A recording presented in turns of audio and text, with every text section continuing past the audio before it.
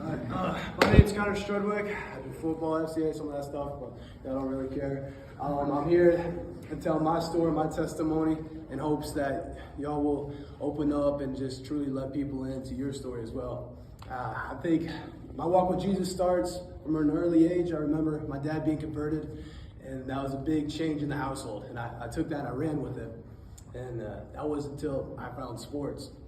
And in that sports, I found praise, and I found this pump, that y'all experience. And I became addicted to that, to the point that, and I used God as a tool in that I would pray before races or whatever, like, oh, PR, qualification, and I'll follow you forever. And it wouldn't pan out. And I'm like, well, what are you good for? And so that just kind of entered the spiral into my pit. And quickly, sports didn't become enough. And I was introduced to pornography. And at first, it was self-administered, but quickly became an addiction to the point that I wasn't in control of myself, that I was going to do anything to get my fill. And that entered a cycle of shame and depression, to the point that, I wrote myself a letter in 8th grade that if you're reading this when you graduate, you failed in life. Like, I wanted to die. And this continued for several years, to the point that one night when I was, continuing the cycle,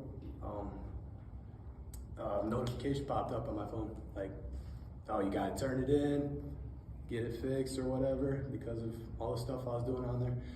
And in that moment, I broke, because the only thing worse than me being ashamed of myself was my parents being ashamed of me. And I ran to the throne. I was like, God, take this from me. I can't handle this. And if you save me from this situation, I'll follow you forever.